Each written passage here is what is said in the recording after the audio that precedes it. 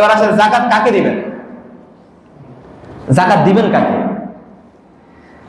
যাদের উপরে এই যে কথা বললাম 1,73,000 টাকার সামর্থ্য যার নাই, অর্থাৎ যে যাকাত দেয় না, এক কথায় যে যাকাত দেয় না, ওই ব্যক্তিকেই আপনি যাকাত দিবেন। যে যাকাত দেওয়ার সামর্থ্যবান নয় তাকেই যাকাত দেওয়া যাবে। এর মধ্যে এতিম, মিসকিন, অসহায়, দরিদ্র দেখে দেখে দিবেন। নিকটতম আত্মীয় আছে, ফুফু সহ যারা আছে তাদেরকে দিবেন, ভাইকে দিবেন, কাছের আত্মীয়দেরকে দিবেন। কথা বুঝিয়ে পারছি? কিন্তু কাকে দিতে পারবেন না? যেমন যাকাত দেওয়া যাবে না উপরস্থ উসুল এবং ফুরু, অর্থাৎ আপনার বাবা এবং মায়ের উসুল যারা আছে, উপরস্থ যারা আছে, যেমন মায়ের বাবা, নানা, নানি, এদেরকে দেওয়া যাবে না। আবার বাপের বাপ, দাদা, দাদি, এদেরকে দেওয়া যাবে না। আবার ফুরু নিচের দিকে আপনার ছেলে, মেয়ে, হ্যাঁ, ছেলের ছেলে, মেয়ের মেয়ে, এই সমস্ত লোকগুলার কি করা যাবে না? যাকাত দেওয়া যাবে না। মানে অর্থাৎ আপনার উপরস্থ এবং অধনস্থ, অর্থাৎ উপরে এবং নিচে, উসুল এবং ফুরু, মানে অর্থাৎ আপনার বাপ এবং মা থেকে নিয়ে উপরের দিকে যারা আছে তাদেরকে, এবং আপনার ছেলে মেয়ে থেকে নিয়ে অধীনস্থ আপনার যারা আছে, অধনস্থ মানে আপনার থেকে যারা সদর হয়েছে, এদেরকে যাকাত দেওয়া যাবে।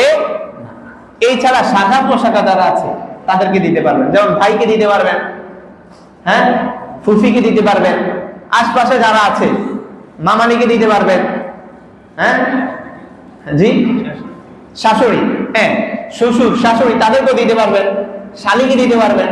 সহজ। যেমন আপনার যাকাত ফরজ হয়েছে, ঠিক আছে, এখন আপনার ইচ্ছা অনিচ্ছা আপনার কি, আপনি আপনার শ্বশুর শাশুড়িকে কি হাদিয়া দেন, টাকা দেন না? অনেক সময় জামা কাপড় কিনে দেয়, এই কিনে দিই, সেই কিনে দেয়, দেই না আমরা? আর ভাই আপনি যাকাত থেকে দেন, আপনি তাকে তো বলার দরকার নেই। যাকাতের জন্য এটা শর্ত নয় যে এটা আমি আপনাকে যাকাত দিচ্ছি, এটা বলে দেওয়া কি নয়, শর্ত নয়।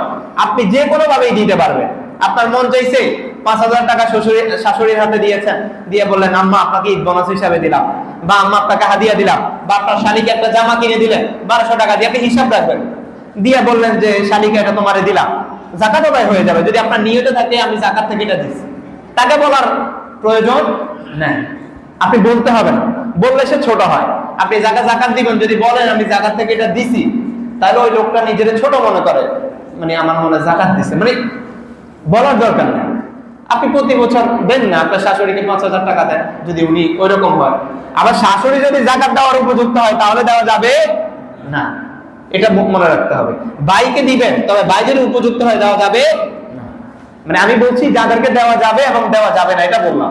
আবার যদি দেওয়া যাবে যাদেরকে, এদের মধ্যে যদি উপযুক্ত কেউ থাকে, যেমন সে যাকাত দেয়, তাহলে তাদেরকে দেওয়া যাবে। এটা বুঝছেন তো ইনশাআল্লাহ? এই সহজভাবে দিবেন। ভাইকে একটা লুঙ্গি গিফট করেন, শার্ট গিফট করেন, আপনার ভাই দুর্বল, 10,000 টাকা দেন, ভাই ইফতার কইলেন, আপনারা হাদিয়া দিলাম, আপনার যাকাতের অংশ থেকে দেন, তাকে বলার প্রয়োজন। কথা বুঝিয়ে দিতে পারছি? শাশুড়িকে দেন, শ্বশুরকে দেন, হ্যাঁ, এরপরে মানে আপনার আশপাশে যারা আছে আত্মীয় তাদেরকে দেন, ফুফিকে দেন, হ্যাঁ, বোনদেরকেও দেওয়া যাবে, ভাই বোনদেরকে দেওয়া যাবে। ওই যে উসুল পুরু, মানে অর্থাৎ আপনার বাপ দাদা, এদিকে মা নানা থেকে উপরের দিকে, মানে যাদের ক্ষেত্রে আপনার জন্মসূত্র আছে, কথা বলছেন। আবার আপনার সূত্রে যারা জন্ম হয়েছে, এক কথা বুঝবেন, আপনার সূত্রে যারা জন্ম হয়েছে, আপনার নসল থেকে যারা বাইরে হয়েছে, আবার আপনি যাদের নসল থেকে আসছেন, যেমন আপনার মায়ের মাধ্যমে আপনার জন্ম, তাইলে মার বাপ, মার মা, এদেরকে দেওয়া যাবে না। আবার আপনার বাপের মাধ্যমে আপনার জন্ম, তাহলে আপনার বাপ এবং বাপের বাপ, এদেরকে দেওয়া যাবে না।